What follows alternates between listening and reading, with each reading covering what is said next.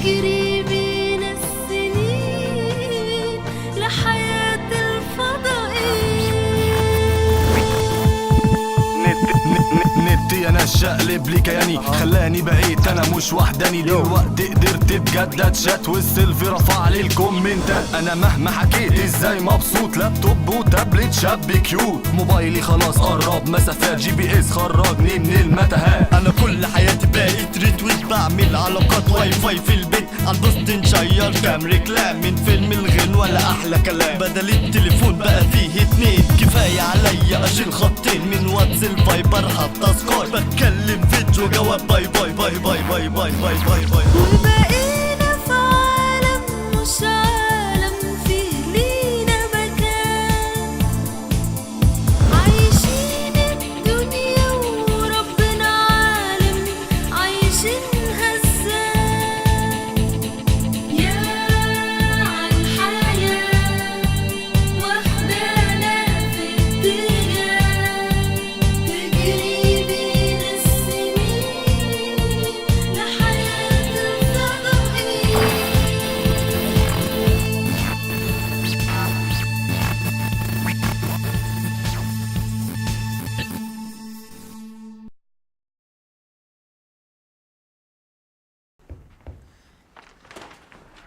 انا متوتر يا جماعه ومش مركز، عامل كده زي اللي داخل امتحان في سنه اولى ثانوي ولا في رابعه ابتدائي. انا مش مذاكر. ماما هو انا شكلي كده حلو يعني والميك اب حلو ولا اعمل ايه؟ لسه ما استقرتش على موضوع الفقره بتاعتي، حد يساعدني يا واد يا مروان، ما تيجي تراجع معايا. تفتكروا لو في وسط الفقره بتاعتي عملت اعلان للسمنه هيبقى حلو يعني ولا اوفر ولا ايه؟ انا اصلا يا جماعه بفكر ان انا اتكلم وانا واقفه، اصل انا بتعصب ايه وانا قاعده، كمان عشان البودي لانجوج الناس كده تندمج معايا. مدام عيشه مدام عيشه، اقول يا اخويا، ايه رايك اروح البرنامج وانا لابس البلطو الابيض، ولا اروح اغير واجيب حته زفره من الشماعه كده مش هتفرق مش هتفرق، كده كده مش هيصدقوا انك دكتور. بقول لك يا روز، تفتكري في الفقره بتاعتي اتكلم بهدوء كده ونحنحه ولا اشخط وانطر وازعق؟ قولي لي يعني البنات بتحب ايه؟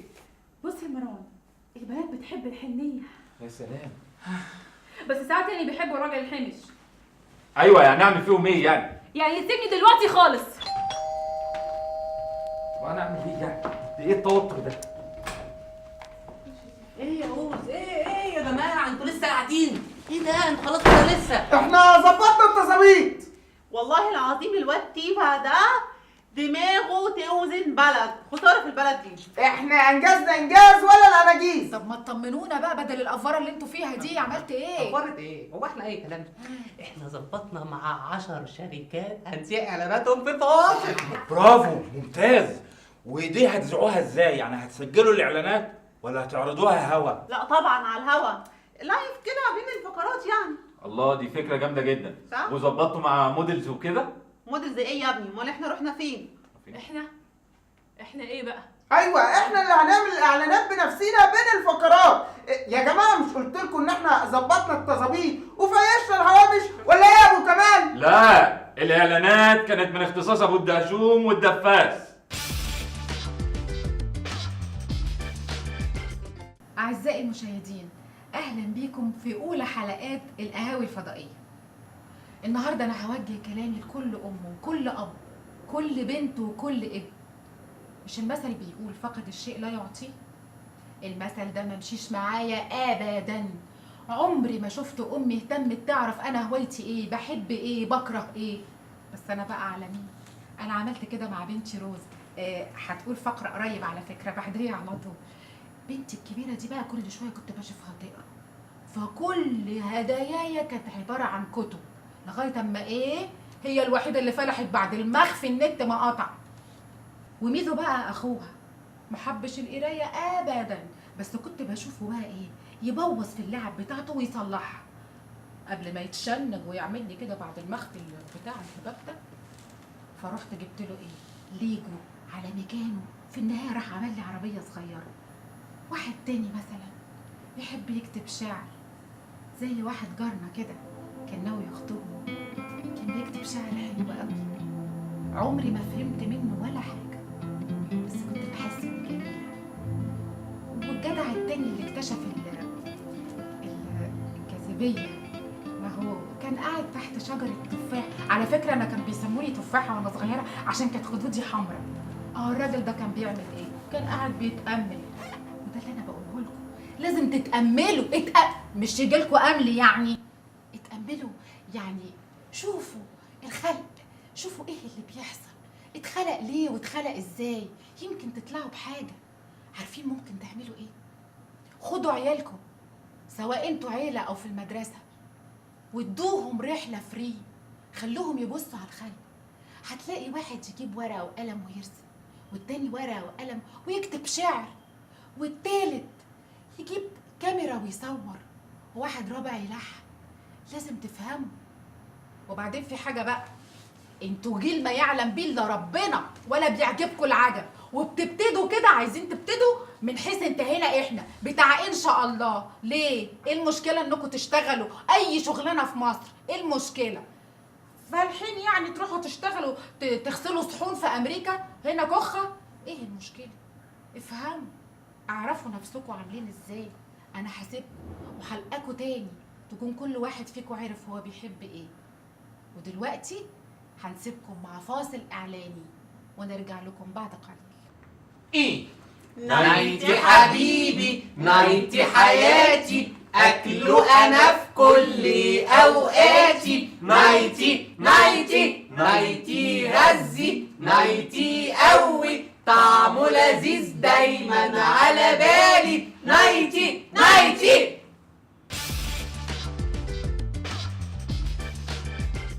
أيها السيدات والسادة، السلام عليكم ورحمة الله وبركاته، والسلام عليكم جميعا بإذن الله.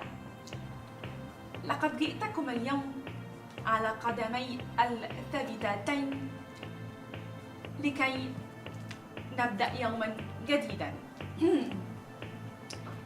يوما بدون نت أو سوشيال ميديا، ولكي نرسي معاني السلام.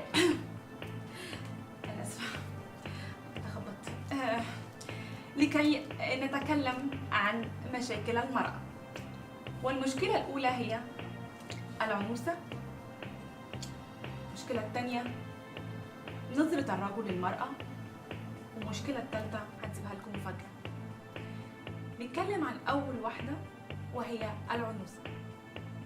ايه يعني الراجل لما يتجوز 2 و3 و4؟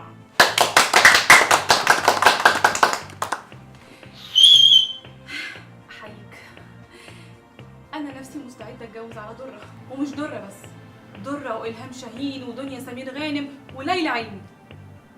دايما بيقولك القديمه تحلى حتى لو كانت واحده، بس الجديده برضو حلوه مش وحشه، وهنثبت لهم كده ان شاء الله.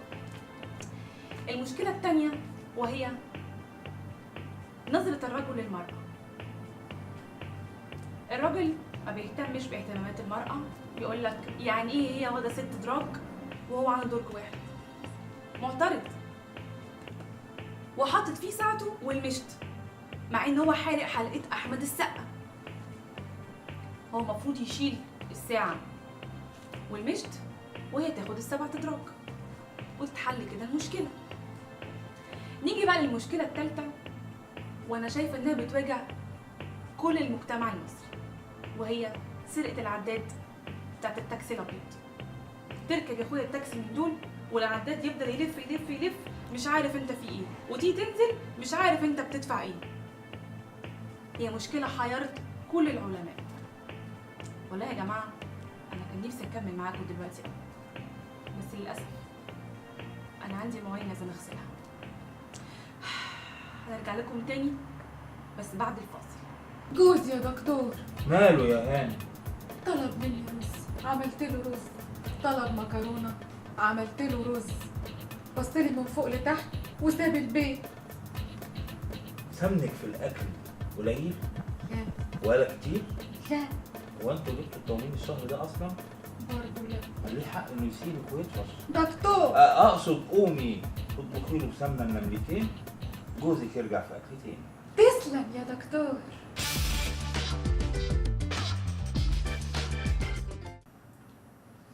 أيها السيدات، أيها السادة.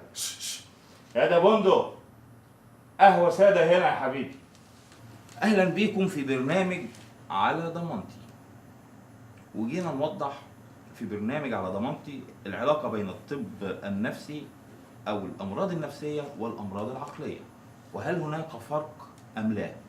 في الحقيقة هناك فرق.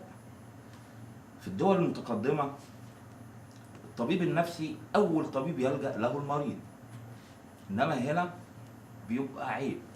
وأنا فاكر مرة حد جالي في العيادة متلتم ولابس نظارة سودا ومستخبي وداخل كأنه سارق سرقة. طلع شخصية مرموقة ومعروفة في المجتمع. قلت له أنت داخل تسرق؟ تعمل في نفسك كده؟ قال لي هتفضح لو شافوني وأنا داخل بالشكل ده. ياض ما تضحكش ياض، خليك معايا هنا وجهز الشريط اللي هنعرضه للحالة اللي احنا اتفقنا عليها دي. ما تخلينيش اطلع من هدومي، ده انا هقول كلام في الحلقة دي مش هتسمعوه في اي حتة خالص.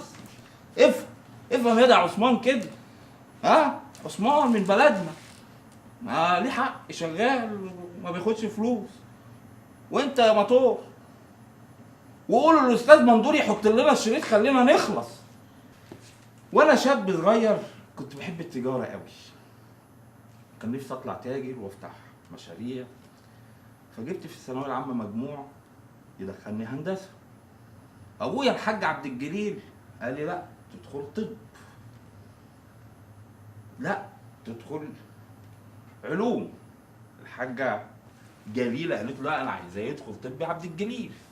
هو اصر على العلوم، التنسيق دخلني طب.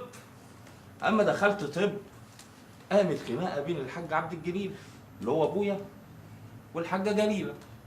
هو يقول هيدخل جراح، هي تقول له يا عبد الجليل يا جلجل طب يدخل امراض بطنه، طب طب اطفال، يقول لها جراح. ده يطلع جراح زي الجزارين يمسك مشرط ويقطع في الناس. قلت له يا جلجل بس يطلع هو بتاع اطفال. هو قال لها لا جزار. المهم رحت داخل درست، لقيت نفسي بتخصص في حاجات ما اعرفهاش. خرجت بشهاده دكتور امراض نفسيه. الحاج عبد الجليل زعل والحاجه جليله لسه بصالح فيها لحد دلوقتي. طب يا ابني انت ليه ضحكت علينا؟ قلت له انا ما ضحكتش عليهم. واحد نفسه يطلع تاجر وصاحب مشاريع، مجموعه يجيب هندسه، التنسيق يوديه زراعه، بالرشاوي يدخل طب، يطلع ايه غير دكتور امراض نفسيه؟ القصة بقى ايه اللي حصل بين الحاج عبد الجليل والحاجة جليلة ده هحكيه لكم بعد ما نرجع من الفاصل، ونطلع فاصل اعلاني ومحدش يروح في اي حتة. راجعين تاني. حبايبي انتوا ياللي غاليين عليا، مسحولة والله ده 100 والغسله منه بس اللي هي تجرالنا والله بيحسدونا، على رد غسلنا والله بيحسدونا. تعالى يا صابو وريلهم غسلنا، وايديا عزاز عليا والرغوه منه كتيره والبقى راحوا. تعالى يا صابو يا مزازة غسلنا.